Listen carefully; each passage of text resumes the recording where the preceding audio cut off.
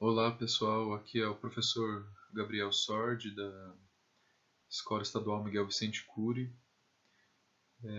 Essa aqui vai ser a primeira videoaula que eu vou gravar para vocês, devido a toda essa situação que a gente está passando por conta do coronavírus.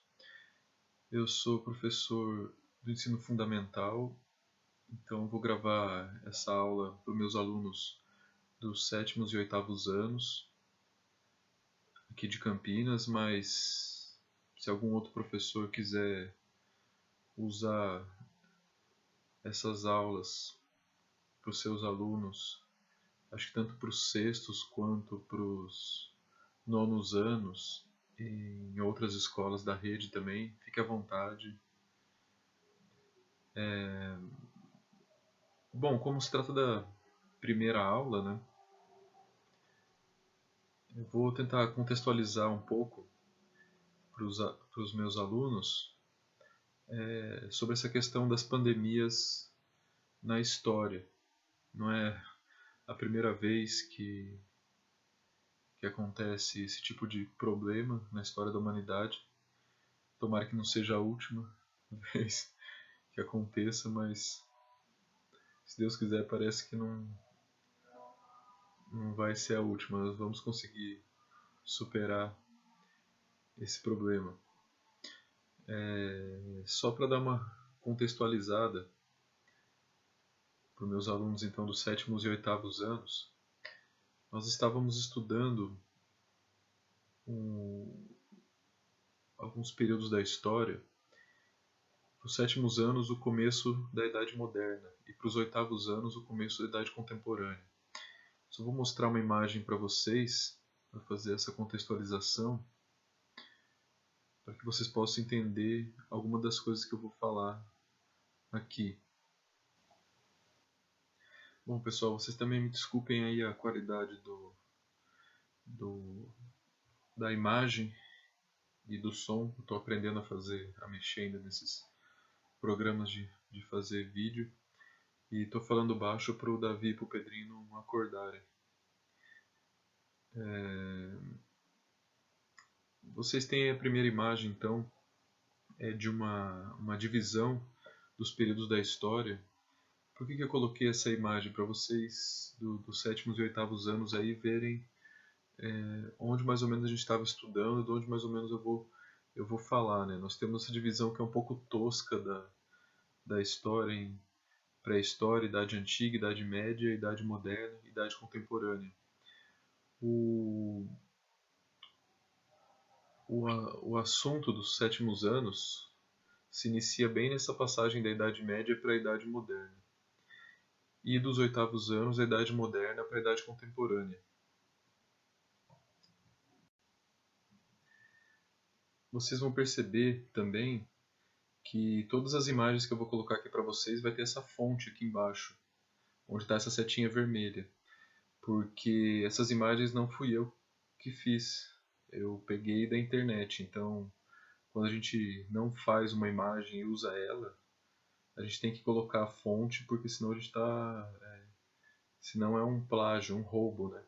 Então, vocês vão ver que todas as imagens vão ter essa fonte aqui embaixo, que é muito importante que vocês também coloquem quando vão usar alguma imagem ou mesmo algum texto em algum trabalho de vocês, né?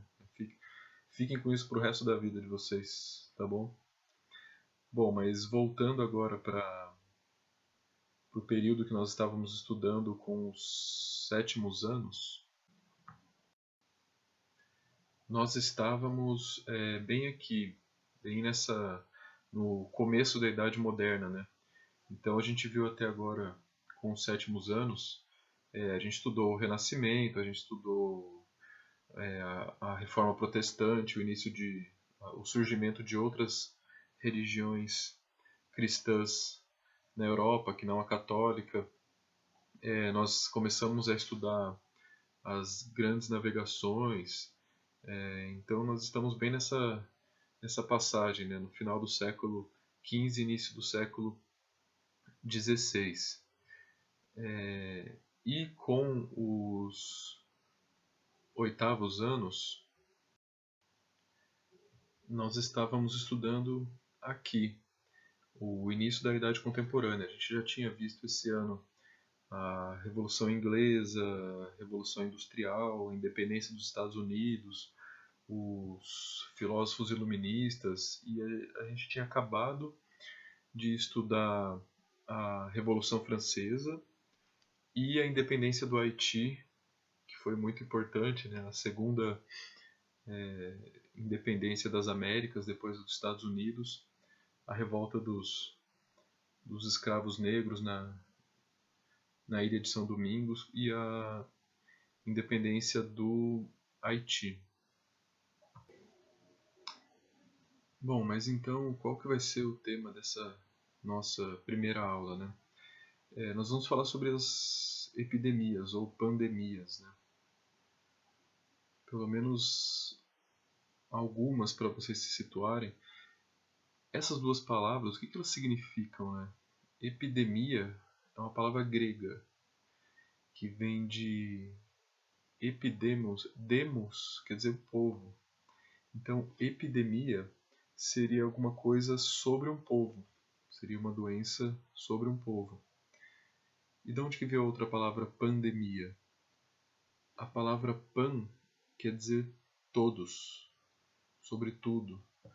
Então, enquanto uma epidemia seria uma doença localizada em algum povo, em algum local, a pandemia seria uma doença que se espalhou para o mundo inteiro, né? Daí a palavra pan, que quer dizer tudo, né?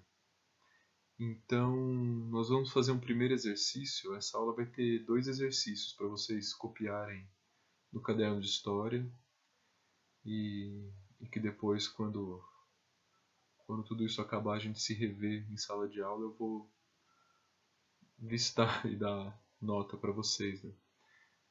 No primeiro exercício, vocês vão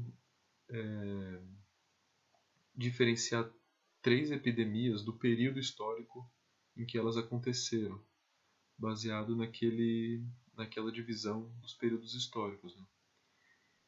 Então, há muito tempo atrás na Europa,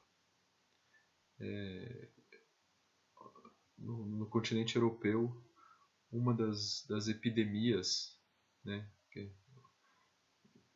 ficou então, vamos dizer assim, localizada, foi a chamada peste negra. Na verdade era uma peste bubônica, era uma peste transmitida pelos ratos, né, e ela dizimou uma quantidade muito grande de pessoas. Tem gente que fala que dizimou 1/3 de alguns países, da população de alguns países europeus. Tem gente que fala que dizimou metade. Mas no século XIV, essa epidemia ela matou muita gente na Europa. E alguns anos depois, alguns séculos depois, na verdade 200 anos depois,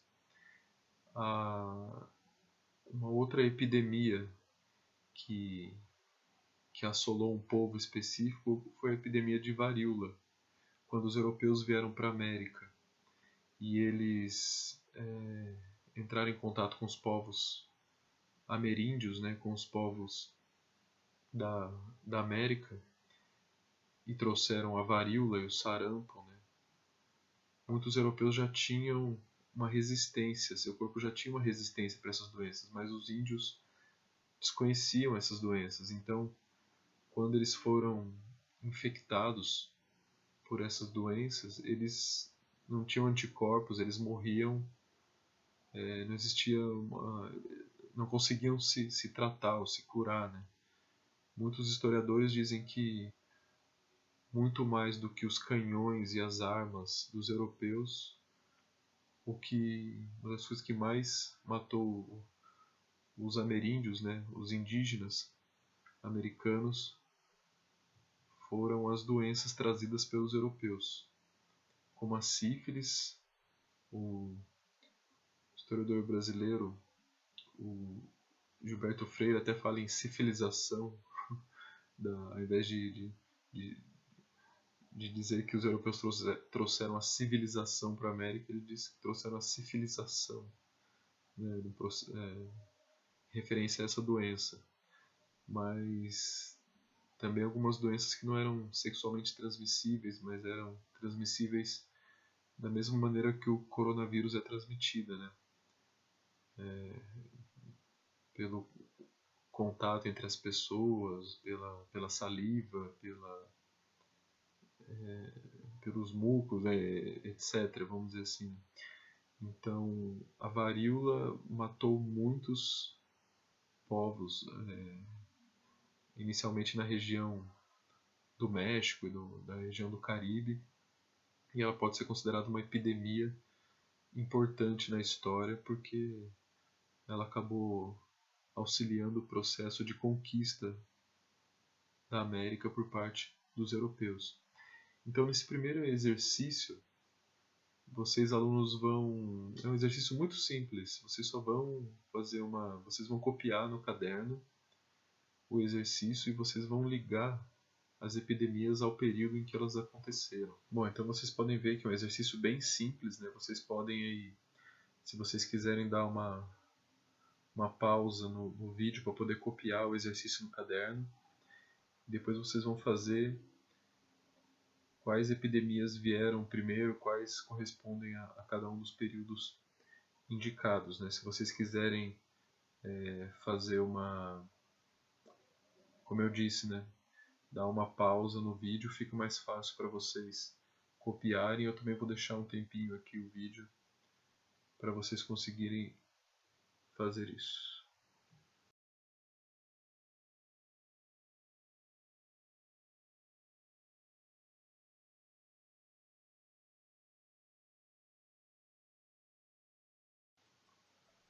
O próximo exercício, exercício 2, vai ser sobre justamente esses povos que viviam nas Américas até a Idade Média, vamos dizer assim, né? E que entraram em contato com os europeus a partir das grandes navegações. E por que a gente vai fazer um exercício sobre esses povos? Porque tanto os sétimos como os oitavos anos vai ser muito importante nós falarmos sobre esses povos, né? Os sétimos anos pelo encontro, né? Como foi esse encontro com os europeus, né? Um encontro que alguns intelectuais falam de choque entre as culturas, né? Como isso resultou na configuração do nosso continente americano. E para os oitavos anos, quando a gente for falar sobre os períodos de independência, qual o papel que esses povos nativos da América, ou os povos que já estavam misturados com a sua cultura, com a cultura dos europeus, qual o papel desses povos nos processos de independência e na configuração das nações, dos países que vão surgir, né? Depois, quando a gente vai falar em independência do Brasil, do México, da Argentina, do Uruguai, do Paraguai, existiam índios nesses países, né? Ainda existem as populações indígenas, ou o que a gente chama de simplesmente de índios, né? Mas de onde que veio essas palavras, né? Primeiro, de onde que veio a palavra América? América veio de o nome de um navegador, Américo Vespúcio. Foi um dos primeiros, um dos pioneiros navegadores europeus que vieram para o continente americano, né? Todo mundo conhece ou fala mais do Cristóvão Colombo. Nós temos até um país chamado Colômbia, cujo nome é inspirado ou é uma homenagem ao Cristóvão Colombo. Colômbia seria, né, o país do Colombo. Mas o continente América tira seu nome do Américo Vespúcio, que foi um navegador que teria sido o primeiro que afirmou que a América se tratava de um continente desconhecido para os europeus, que aqui não era vamos dizer assim, uma extensão ou uma parte da Ásia, né? Como inicialmente o Cristóvão Colombo havia imaginado, que ele teria dado a volta ao mundo e teria chegado até a Ásia, e aí ele teria dado o nome de índios para os primeiros habitantes que ele encontrou, como se tratasse da Índia. Quando depois outros navegadores corrigiram Cristóvão Colombo, nós tivemos até que fazer uma separação linguística entre indianos e indígenas, né? Para separar quais eram os índios americanos e os índios asiáticos, né? Então, esse segundo exercício que vocês vão fazer, ele é exatamente sobre essa expressão índio, né? O que significa essa palavra índio, né? Se o Cristóvão Colombo se equivocou inicialmente, ele não tinha encontrado a Índia, vocês vão ter que explicar nesse segundo exercício de onde vem essa expressão Índia.